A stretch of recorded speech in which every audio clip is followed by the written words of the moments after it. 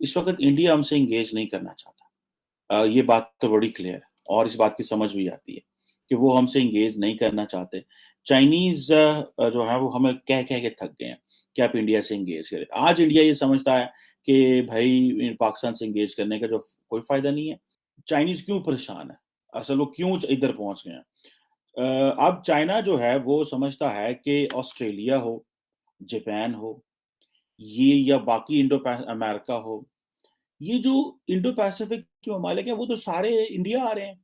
अभी 21 मार्च को एक वर्चुअल समिट हुई इंडियन प्राइम मिनिस्टर मोदी की और Australian prime minister Scott Morrison की और उन्होंने यही बात की कि जी पीस एंड ट्रैंक्विलिटी देखें कि जो चाइनीज़ फॉरेन मिनिस्टर ने इस्लामाबाद में बयान दिया था, उस पे ज़ाहिर बात है इंडियन फॉरेन ऑफिस ने बड़ा तगड़ा जवाब दिया था by the way. That is point two point उन्होंने कहा जी ये हमारा इंटरनल मैटर है, इसमें आप लोग ना आएँ, ठीक है जी। और किसी मुल्क की कोई हक नहीं है कि वो हमारे इंटरनल अफेयर्स में इंटरफेयर करे और रिफ्रेन करें from public judgement of the our internal affairs. जय हिंद। स्वागत है आप सबका दी तथ्य न्यूज़ में। साथियों, जो चाइनीज़ फॉरेन मिनिस्टर का दौरा हुआ है वो वैसे तो पूरा पूरा प्लान्ड था, लेकिन फाइनल टाइम का आखिरी तक में भी ज़्यादातर खासतौर पर पाकिस्तान को पता नहीं था कि कब नेपाल जा रहा है, नेपाल से वापस चाइना चले जाएंगे, इंडिया बाद में आएंगे, कैसे क्या। लेकिन बड़ी बात ये है कि जिस तरीके से अभी इंडिया ने $400 बिलियन का एक्सपोर्ट क्रॉस किया, उसके बाद इतना बम्पर इन्वेस्टमेंट आया है। कहीं ऑस्ट्रेलिया से 50 बिलियन, कहीं इधर से कितने, कहीं इधर से कितने, ऐसे काफ़ी आया। इस चक्कर में चाइना की एक तो नींदें भी उड़ी। उस चक्कर में चाइना ने आके 12 बजे बाद बोली कि भाई ब्रिक्स मीटिंग में आ जाओ, बीजिंग का विजिट कर ले मोदी जी। इंडिया अड़ा रहा है एक ही टॉपिक पर कि बॉर्डर इशू जो है, जिन कभी लद्दाख घुसाते हो कभी अरुणाचल घुसाते हो, उसको सॉल्व करो। पूरी चीज़ के उधर हम चलते हैं। आप चैनल को सब्सक्राइब करके बेल आइकन दबा लें। आप कह लें कि पहला हाई लेवल विज़िट था। जब से लद्दाख पे जो एक स्टैंड ऑफ हुआ जिसमें चाइनीज़ और इंडियन फ़ौजियों की जानें भी गईं और उस वक़्त एक बड़ा ग्लोबल ये पता चला कि शायद जो अब ये 2 बड़े जो जिसे कहते हैं ना बड़े लीडर्स बड़े ममालिक जो हैं ये आपस में क्लैश करने वाले हैं और पता नहीं चीन क्या करेगा और पता नहीं भारत से क्या होगा और इस तरह जो चाइनीज़ फ़ॉरेन मिनिस्टर हैं उन्होंने इसको कहा this is a work in progress. Work in progress से मुराद ये है कि पाइन कम हो रहा है, ये होंदा ही रहना है। ठीक है जनाब? इट मीन्स कि डिसएंगेजमेंट नहीं हुई और जिसे वो कहते हैं कि हमने अपने नेशनल सेंटिमेंट्स हैं वो चाइनीज़ को बता दिए।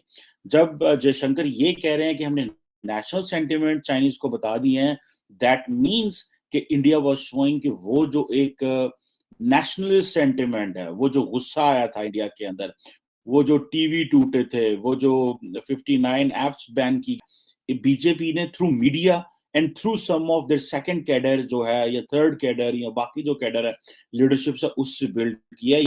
चाइनीज क्यों परेशान है? असल वो क्यों इधर पहुंच गए हैं? अब चाइना जो है वो समझता है कि ऑस्ट्रेलिया हो, जापान हो, ये या बाकी अमेरिका हो, ये जो इंडो पैसिफिक के ममालिक हैं वो तो सारे इंडिया आ रहे हैं। अभी 21 मार्च को एक वर्चुअल समिट हुई इंडियन प्राइम मिनिस्टर मोदी की और Australian prime minister Scott Morrison की और उन्होंने यही बात की कि जी पीस एंड ट्रैंक्विलिटी। अब इंडिया ने जो काम किया है, इंडिया ने ज़ाहिर बात है एक तरफ तो जैसे अब कल मैंने एक वीडियो में कहा था कि उन्होंने अपनी एक्सपोर्ट $400 की कर ली, वो एक अब बड़े प्लेयर बन रहे हैं। उन्होंने ग्लोबल इन्वेस्टर्स को देयर सकिंग इन इन्वेस्टर्स को लेके आ रहे हैं। जिस तरह वो कशीदा साहब आए हुए थे जापान में, उन्होंने कहा जी कि ठीक है हम $42 अरब की इन्वेस्टमेंट्स कर रहे हैं।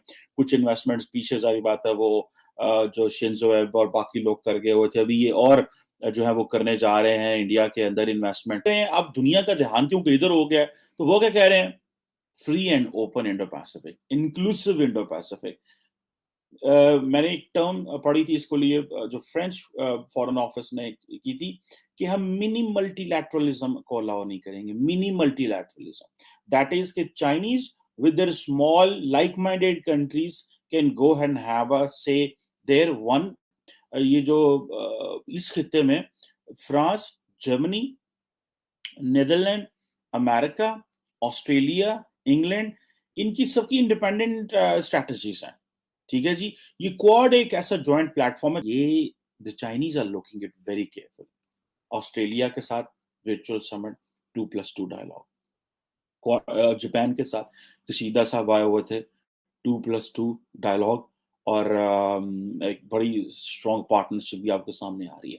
So the world is taking India serious player in Indo Pacific. वो समझते हैं इंडो पैसिफिक में जैसे आप कह लें कि वो हैं।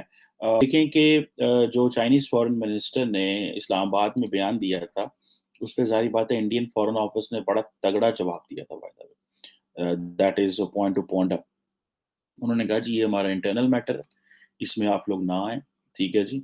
और किसी मुल्क की कोई हक नहीं है कि वो हमारे इंटरनल अफेयर्स में इंटरफेयर करे और रिफ्रेन करें from public judgement of the our internal affairs. That is a tough statement that is coming from China, from India to China. जो म्यूचुअल रिस्पेक्ट, जारी बात है कि हमारी भी उतनी इज्जत करें जितनी हम डिजर्व करते हैं, और हम भी आपकी उतनी करेंगे। म्यूचुअल सेंसिटिविटी मीन्स कि जो हमारे बॉर्डर इश्यूज पे जो है, जो हमारी विजन है, व्यू है, उस पर जारी बात है कि वो बड़ा आता है। जब इन्होंने कश्मीर को, लद्दाख को, ये सब यूनियन टेरिटरी बने, तो उस वक्त चाइनीज ने सोच लिया था कि हमने इंडिया के साथ कोई मसला करना है। पाकिस्तान तो कुछ ना कर सका, लेकिन चाइनीज जो थे वो समझते थे कि उनको कुछ करना पड़ेगा। सो जो म्यूचुअल सेंसिटिविटी है, that is on the border. जो प्रेसिडेंट है Zelensky is been calling prime minister Modi and Putin had some talks. So at some point, पहले तो कुछ मसला वो बच्चों का था, जो इंडियन बच्चे वहां पे जाहिर बात है तालीम हासिल करने के लिए वहां गए हुए थे, तो वो उस इश्यू में फंस गए। तो ये जो चीजें हैं, the Chinese have noticed that how India has main streamed here. I think everybody is understanding that how much influence and how much potential and power India has. So ये एक डाइवर्सिफिकेशन होती है रिलेशनशिप। इस वक्त India हमसे engage नहीं करना चाहता, ये बात तो बड़ी क्लियर है, और इस बात की समझ भी आती है कि वो हमसे इंगेज नहीं करना चाहते। चाइनीज जो है वो हमें कह कह के थक गए हैं कि आप इंडिया से इंगेज करें। आज इंडिया ये समझता है कि भाई पाकिस्तान से इंगेज करने का जो कोई फायदा नहीं है, और पाकिस्तान जो है वो अगर आप इंगेज करेंगे तो you will be main streaming Pakistan, आप पाकिस्तान को मेन स्ट्रीम कर लेंगे। गो के चाइनीज इंडियंस बात करें ना करें पाकिस्तान से, इंडिया पाकिस्तान मेन स्ट्रीम हो सकता है। खैर एनी हाउ, एब्सोल्युटली नॉट का जो लफ्ज है, ये इमरान खान साहब ने अपनी पॉलिटिकल कैंपेन में ले आए हैं। यानी कि हमने अमेरिका को एब्सोल्युटली नॉट कह दिया, और ये फर्जी और फेक ये सब चीजें हैं। अमेरिका ने कभी अड्डे नहीं मांगे, लेकिन इमरान खान ने कहना शुरू कर दिया एब्सोल्युटली नॉट, एब्सोल्युटली नॉट। सो ये डेलिबरेटली जो लोअर कैडर है इमरान खान साहब की पार्टी का, वो इस चीज को उछाल रहा है जानबूझ के। हमारी क्लैरिटी नहीं है इंटरनेशनल पॉलिटिक्स की। We do not have a clarity for international politics in our foreign office, और हम बड़े डिफेंसिव हैं। फॉरेन ऑफिस जो होता है उसको चाहिए कि वो थोड़ा असर्टिव होके अपनी जो है वो स्टेटमेंट दे, अपना व्यू दे to the prime minister and to the government. साथियों, चाइना को अभी भी उम्मीद थी कि ये जो भारत है ये वही 1960 के दौर का भारत है, कि इसको हम कुछ भी पहनाएंगे और ये हिंदी चीनी भाई भाई करके कोई भी टोपी पहन लेगा और कोई भी जो हमारी बात है वो मान लेगा। हम इसको जो है वो जो पुराना कम्युनिस्टों की वर्ल्ड वाइड आदत रही है वही उनके साथ में खेल कर देंगे, जैसे कभी तिब्बत के तौर पे, लद्दाख के तौर पे जो है वो हुआ था। अब इसमें हम देखें जिस तरीके से पूरी चर्चा हुई, मेन मुद्दा पूरी चर्चा का यही था। चाइना मिन्नतें, चाइनीज़ फॉरेन मिनिस्टर था, उसने आखिर में यही कही कि हमें भी इसमें क्लैरिटी आ रही, लेकिन पूरी दुनिया में बातें निकल के आ रही हैं कि चाइना तब से मिन्नतें करने में लगा हुआ है कि भाई मोदी जी, पहली चीज़ तो है कि विजिट कर लें चाइना का एक, और दूसरी चीज़ ये है कि नॉर्मल सी हमारे बीच में अलग अलग एग्रीमेंट साइन हो, हमसे ट्रेड रुके ना कभी भी, जो पीछे ऐप्स बैन हुए उनको खोल दिया जाए, जो कोविड टाइम में बैन हुए थे, जब लद्दाख वाला पूरा मैटर चल रहा था उस टाइम पे, और इन सब चीज़ों को लेकर के मतलब वही अपना दाना फेंक रहा था कुल मिला के कि उसका बिजनेस चलता रहे। ब्रिक्स मीटिंग में भी वो चीफ गेस्ट बुलाकर इसीलिए बुलाना चाहता था, लेकिन हिंदुस्तान की तरफ से क्लियर स्टैंड था, भाई देखो कुछ भी करना है, कुछ भी कैसे भी करना है, सबसे पहले बॉर्डर पे जो इशू है इसका सेटलमेंट करो, तभी आगे बात बढ़ सकती है, वरना कुछ नहीं हो सकता। और सीधी सी बात है, यही होना भी चाहिए। जब इनके मर्जी चले तब ये कहीं लद्दाख में घुस आएंगे, कभी अरुणाचल में घुस आएंगे, कहीं नाम बदल देंगे जगहों का, कभी कुछ कर देंगे। तो इनको जो मुंह तोड़ जवाब मिलना चाहिए था वो इनको मुंह तोड़ जवाब वहाँ पर मिलता हुआ पहली चीज़ तो नज़र आई। यही कारण है कि आप देखो एक तरीके से और परसों की बात है, ज़्यादा पीछे हम ना जाएं तो परसों की बात है, इसने क्या कहा था कि चाइनीज़ फॉरेन मिनिस्टर ने ओआईसी की बैठक में कि नहीं कश्मीर में ये ऐसा ऐसा हो रहा है, नहीं ये गलत, ये वो सही, ये सब ऐसे ऐसे स्टेटमेंट दिए थे।